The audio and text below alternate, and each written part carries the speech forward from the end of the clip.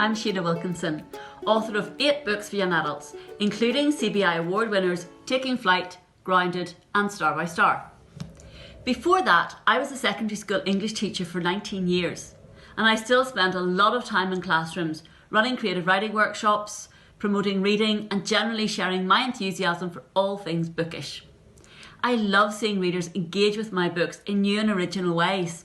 And today I'm going to talk to you about creative ways to use books in the classroom. Now, these are all tried and tested. I hope there's something here that encourages you to try some new books or some new activities, or even both. So let's get started. Like everyone, I did lots of books at school. Some I loved, some weren't for me, and some I've forgotten. What I haven't forgotten is how some of those books were murdered by reading round the class or doing endless comprehension passages.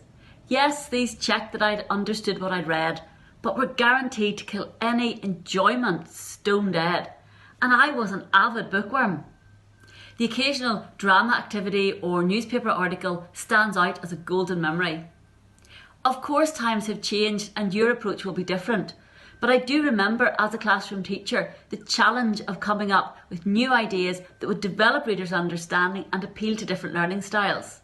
And now, of course, I go into schools and encourage readers to do all sorts of things with my own books and others. But often, some fantastic teacher or librarian has got there ahead of me.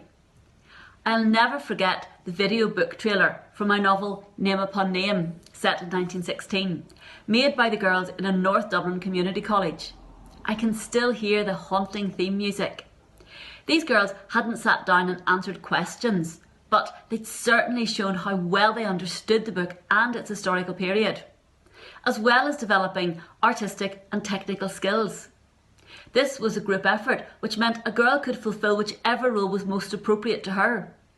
Someone who wasn't a confident reader might have been brilliant at the editing or had an eye for the best imagery.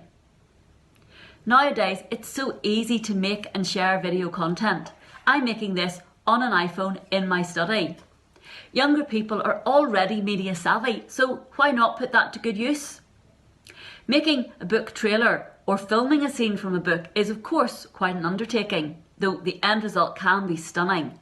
But there are easier ways to use video with the books you read in class that can really bring them to life.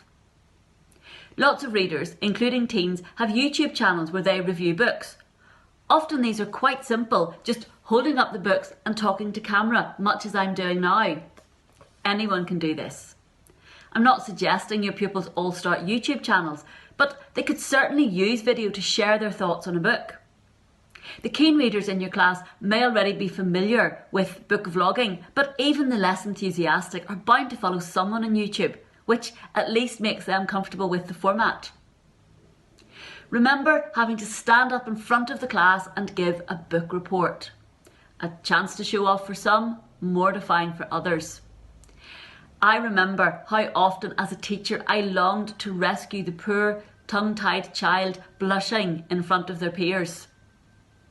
Of course we want our young people to develop good presentational skills, but nowadays that needn't always mean standing up and giving a speech.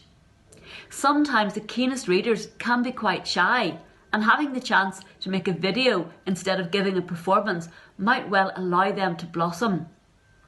And of course, there are so many ways to liven it up, finding and using appropriate pictures for the background or music that really goes with the text, instead of just talking to camera.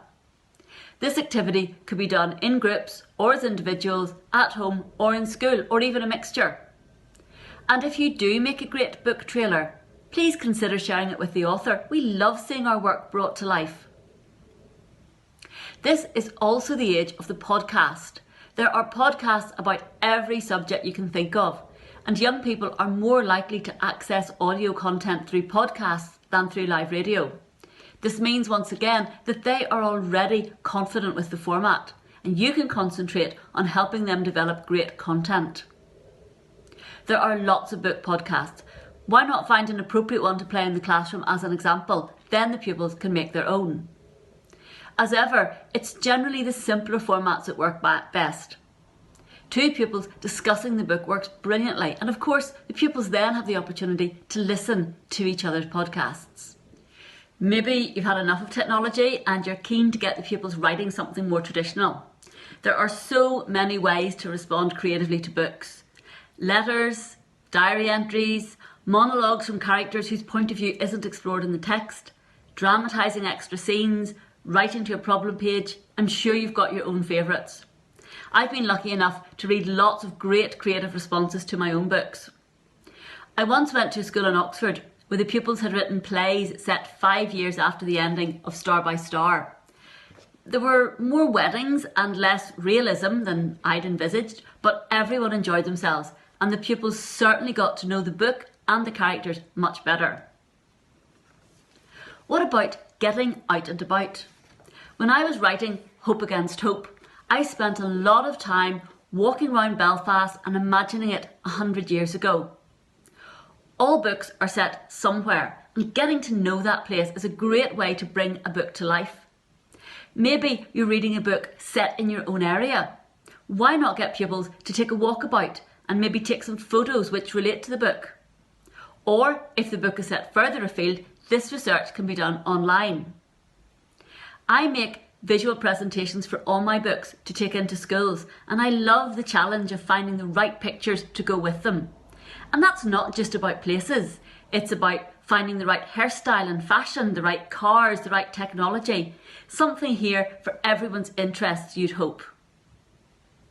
Finally, remember, authors are real people. Ireland is full of writers for young people and we all love engaging with our readers. School visits are the bread and butter of many authors, but even if it's not possible for your school to bring an author in, you might be able to have a virtual visit via Skype or similar. Studies show that meeting a real author has a really positive impact on pupils. And I can tell you that meeting real readers has a very positive impact on writers. So don't be shy, get in touch with us and tell us how you've responded to our books.